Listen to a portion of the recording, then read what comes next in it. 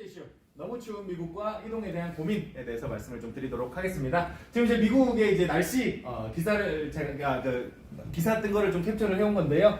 이게 이제 화씨입니다. 화씨 기준의 온도인 건데, 화씨 기준의 온도에 대해서도 간단하게 좀 말씀을 드리자면요. 우리의 이제 섭씨 기준이 익숙하잖아요. 물이 어느 점을 0도로 정해놓고, 물이 끓는 점을 100도로 정해놓고, 그걸 이제 100분의 1로 나눠 놓은 게 섭씨 온도의 기준입니다. 근데 화씨 온도 같은 경우는, 기준이 1600년도쯤에 만들어진 기준이에요. 뭐냐면, 그 시절에 제일 추웠던 곳, 그러니까 영하 17도쯤입니다. 그러니까 인간이 느끼기에, 와, 미쳤다, 뒤지기 춥다, 라고 할 만한 게 이제 화씨 0도예요. 화씨 0도가 이제 뒤지기 춥다 라고 할 만한 게 화씨 0도고요. 와, 뒤지기 덥네 라고 할 만한 게 화씨 100도입니다. 딱 인간 기준이에요. 인간 기준. 주관적이다. 예, 딱 주관적이에요. 진짜로. 인간 기준으로. 그러니까 화씨 100도는 대략 섭씨 40도 정도입니다.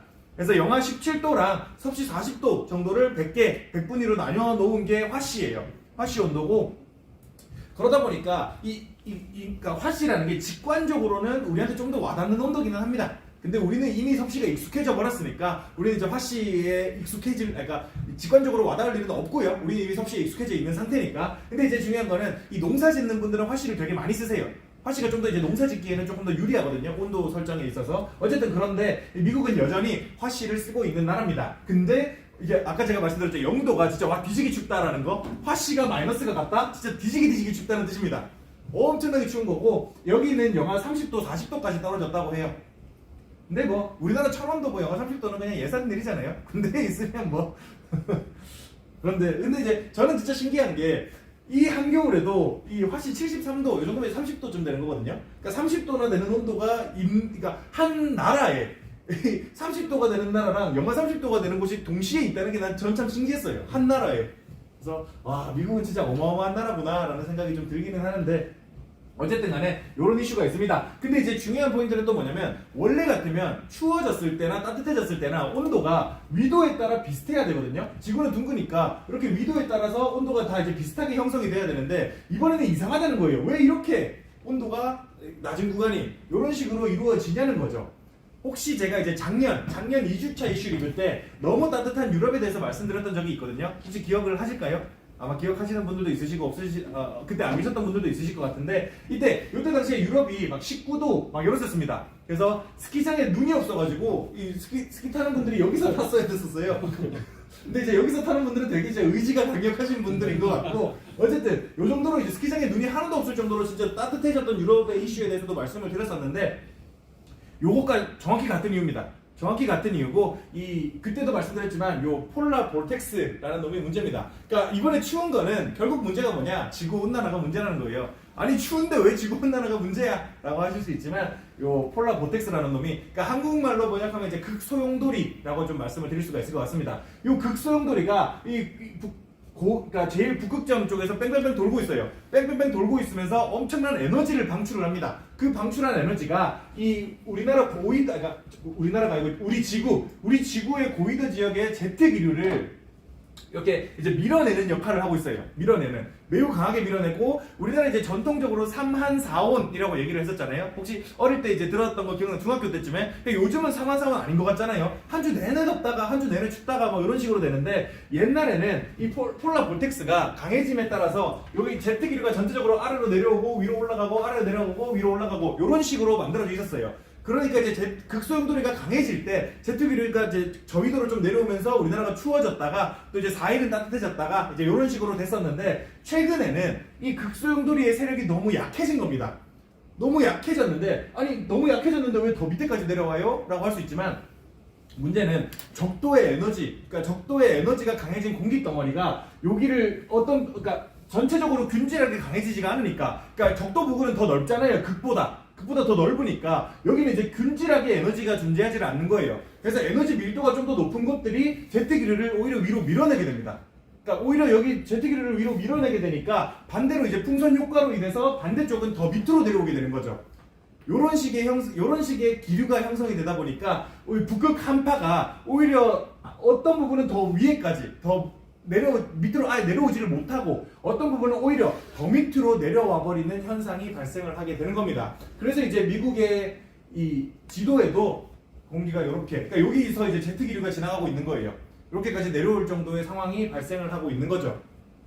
근데 이제 여기서 문제가 뭐냐면 원래 이 댈러스라는 지역은 이렇게 화씨 11도 이 정도면 이제 영하 한 13, 4도 정도 되거든요. 영하 13, 4도까지 내려오는 곳이 아니라는 거예요. 원래 아니다 보니까 원래 춥지 않았던 곳이 추우니까 지금 이게 문제가 되고 있는 겁니다. 그러니까 원래 추웠던 곳은 상관이 없어요. 근데 원래 안 추웠던 곳은 이렇게 추웠던 적이 없는데 이렇게 추우니까 문제가 많이 생기게 됩니다. 그래서 이번에 여기 어디야? 여기잖아요. 아이오와주에서 코커스를 진행했던 것도 여기였잖아요. 뒤지기 추웠습니다. 뒤지기 추웠다 보니까 여기서 그 투표율 또한 역대 최저였던 14%까지밖에 떨어질 수밖에 없었던 거고, 이제 그러는 와중에 미국은 명실공히 전 세계에서 자동차를 제일 많이 소비하는 국가예요. 2017년 자료기는 한데 인구 1000명당 자동차 대수입니다. 인구 1000명당 자동차 대수를 이제 맵으로 표현한 건데 빨간색으로 표시된 게 150대 미만인 거고 거의 다 150대 미만이긴 하죠. 그리고 검은색으로 표시된 게 750대 이상입니다. 그러니까 미국은 2017년 당시만 해도 미국은 전 세계에서 인구 대비 차를 가장 많이 가지고 있는 나라였고 지금도 여전히 전 세계에서 차를 가장 많이 소비하는 국가 중에 하나입니다. 근데 이제 문제가 되는 건 뭐냐? 이 자동차도 구동 방식에 따라 원래는 이제 내연기관 차밖에 없었죠. 내연기관 차밖에 없었는데 최근에는 전기차가 되게 핫해지는 모습들을 많이 볼 수가 있었습니다. 근데 이제 이 내연기관 차의 구동 방식을 말씀을 드리자면 여기 스파크를 처음에 한 번만 딱 튀겨주면 그때부터는 엔진이 열기관에서 열이 나와가지고 스스로 계속 돌아갈 수 있는 작동 원리를 가지고 있다는 거예요. 근데 이제 문제가 뭐냐? 이 배터리는 제가 이제 여러 번 말씀드렸지만 이 리튬이온이 이 양극과 음극 사이를 왔다 갔다 하는 과정에서 충전과 방전이 이루어지는 시스템이에요. 근데 이제 여기 왔다 갔다 하기 위해서 요 안에 있는 전해액 사이를 지나갑니다. 전해액 사이를. 근데 이제 요 전해액을 넘어가는 과정에서 온도가 너무 차가워지면 전해액이 언단 말이에요. 전해액이 얼게 되면 어떻게 되냐? 리튬이온이 왔다 갔다 하기가 어려워집니다. 어려워지게 되면 당연하겠지만 배터리의 효율이 떨어지게 되는 거죠. 우리도 추우면 위축되잖아요. 움직이기 싫고. 그러니까 리튬 이온도 똑같아요. 우리도 원자로 만들어진 그 존재잖아요. 그래서 그렇게 말하면 되나? 조금 철학적인 얘기였나? 어쨌든 그렇습니다. 그래서 이제 리튬 이온도 너무 추워지면 이 전해액 사이를 왔다 갔다 하기가 힘들어집니다. 그러다 보니까 방전도 금방 되고 충전도 또 느려지게 돼요. 그런 문제가 발생을 하다 보니까 이번에 이제 그러니까 이게 실험인데 그러니까 이제 어떤 그 환경일 때, 그러니까 정상적인 환경이 한 대략 25도, 이제 섭씨 25도 정도의 환경일 때와 0도일 때, 섭씨 0도일 때의 환경 속에서 배터리 효율에 대해서 얘기를 하는 건데 대체적으로 이제 대체적인 전기차 모델들이 한 20% 정도 배터리 효율이 떨어진다는 것을 알 수가 있습니다. 근데 이제 영하 0도에서, 영하입니다. 0도에서 이 정도면 영하 10도, 영하 20도, 영하 30도까지 떨어지게 되면 이 효율은 더 급격히 떨어지게 되겠죠. 영하 17도만 가도 배터리 효율은 반토막 나는 거예요. 반토막. 그러는 와중에 충전도 느려지니까 이 테슬라 전기차 충전소 이런 데 가잖아요. 이런 데 가면 들어올 땐 마음대로 했겠지만 나갈 땐 아니란다가 되는 거예요. 그러니까 전기차가 들어갈 수는 있는데 충전도 안 되니까 나갈 수가 없는 거예요. 그러는 와중에도 우리 자동차 탈 때도 아직 10km 갈 수 있네. 오늘 집 갔다가 내일 그냥 출근하는 길에 넣어야겠다. 이렇게 많이 하잖아요. 우리 10km 정도는 그래도 뭐 출근하는 길에 10km 안에 주유소는 있습니다. 문제는 뭐냐면 전기차를 타고 있었다면 10km 남았네. 내일 가는 길에 충전해야겠다. 라고 하고서 집에 세워놨다가 너무 추워가지고 이 이동거리가 5km로 줄어들어 버리면 뭐 한 7km 뒤에 있었으면 2km 자동차 밀고 갈 거예요? 그럴 수가 없다는 거예요. 문제는. 그러니까 이게 이제 되게 심각한 문제가 될 수밖에 없는 상황인 거죠. 실제로 이제 미국에서도 테슬라 자동차를 밀고 가는 사진이 몇 개 찍힌 게 있어요. 찍힌 게 있는데 그게 밀기가 쉽습니까? 그러니까 2톤짜리 차를요? 그러니까 쉽지가 않습니다. 그러다 보니까 이 미국에서 이 전기차에 대한 회의론이, 그러니까 미국이 그 명실공히 전 세계에서 자동차의 나라인 만큼 그게 더 중요하게 작용을 하게 되는 거겠죠. 그래서 그 회의론이 나타나고 있다라는 점에서 좀 말씀을 드릴 수가 있는 것 같고요. 그래서 안 그래도 최근에 중고 테슬라 가격이 급격히 떨어지고 있어요. 근데 이제 이번 추위로 인해서 요거는 더 급격히 떨어질 가능성이 조금 높다고 봐야 될 것 같습니다. 그리고 이제 유럽에서도 마찬가지예요. 2023년 12월 판매량이 2022년 12월 판매량 대비 그러니까 20만 대가 팔렸는데 2023년 12월에는 16만 대밖에 안 팔렸습니다. 그러니까 이제 거의 15% 정도가 이제 줄어들게 된 거죠. 그래서 전체적으로 미국을 중심으로 해가지고 전 세계적으로 전기차에 대한 판매량이 감소할 가능성이 조금 높아지고 있는 상황이고, 혹시 세그웨이라고 혹시 아세요? 세그웨이? 옛날에 2000년대 초반인가 2000년대 초중반인가 그때 이제 엄청 유행을 했었거든요. 엄청 유행을 했고 이게 뭐 혁신 미국에서 특히나 미국에서 이게 혁신이다 이게 세상을 바꿀 거다 완벽한 이동 수단이다 앞으로 걸어다니는 사람 없을 거다 이제 우리는 전 세계적인 비만을 걱정해야 된다 이 세그웨이가 아니더라도 그걸 걱정을 해야 되긴 하지만요. 어쨌든 간에 그런 얘기가 되게 많이 나오다가 순식간에 없어졌습니다. 순식간에 세상됐어요. 이 기술이 그래서 이제 요 세그웨이 기술을 우리 기술 수용 주기 이론에 대해서 가장 많은 예시로 쓰이는데 이 기술 수용 주기 이론이라는 게 있습니다. 처음에 이제 어떤 제품이 만들어진다. 그러면 이제 혁신가들이 가장 많이 쓰다가 그 다음에 이제 얼리 어답터들까지 사용을 하게 됩니다. 근데 이제 그들이 전기 수용자로 넘어가는 과정 속에서 그러니까 이 전기 수용자는 이제 고민하는 게 많다는 거예요. 그러니까 얼리 어답터까지는 전기차 센세이션하다 사보자 할 수 있어요. 할 수 있는데 이 전기 수용자들은 그거 불편하지 않아?를 고민하기 시작하는 사람들이란 거예요. 그래서 이제 얼리 어댑터와 이 전기 수용자 사이에 이 수요가 없어져 버리는 구간이 존재를 합니다. 그래서 모든 기술 수용에 있어서요. 그런 없어져 버리는 구간을 캐즘이라고 얘기를 많이 하거든요. 그래서 이 캐즘을 지금 이제 미국 사회에서 전기차가 캐즘 속에 빠졌다라고 얘기를 할 수 있는 거고 과연 이 캐즘을 미국이 극복할 수 있을까에 대한 고민을 조금 해봐야 될 것 같습니다. 그래서 그렇잖아요. 그러니까 시스템이 아무리 개선이 돼도 사람이 한 번 불편하다고 느끼면 개선됐든 개선 안 됐든 그거에 대해서 관심 자체를 안 가지게 되잖아요. 한 번 불편하다고 느껴버리면 그러니까 그게 문제가 되는 것 같습니다. 지금 미국인들은 이미 전기차에 대해서 불편함을 느껴버렸고 그 느낀 불편함을 어떻게 극복해 나가야 할지가 지금 전기차 시장이 가지고 있는 가장 큰 문제가 되지 않을까라고 개인적인 생각을 조금 가지고 있습니다. 그래서 정리를 좀 드리자면요. 지구가 따뜻해지면서 약해진 극소용돌이로 인해 제트 기류가 불안정해지고 있는 중입니다. 그에 따라 북극 한파가 비교적 저위도까지 내려오고 이번엔 미국의 강추위가 닥쳐오게 돼버렸죠. 기온은 섭씨 영하 30도까지 떨어지고 미국 사회 전체에서 추위로 인한 문제가 불거지고 있습니다. 그러니까 원래 안 추운 곳들이 문제인 거예요. 원래 추웠던 곳들은 상관이 없습니다. 원래 춥다는 걸 알고 있으니까 대비를 항상 하고 있으니까요. 자동차의 나라인 미국에서 꽤나 큰 문제가 되는 것 중 하나인 전기차. 내연기관차는 어떻게든 시동만 걸리면 그 이유는 추위가 문제가 되지 않습니다.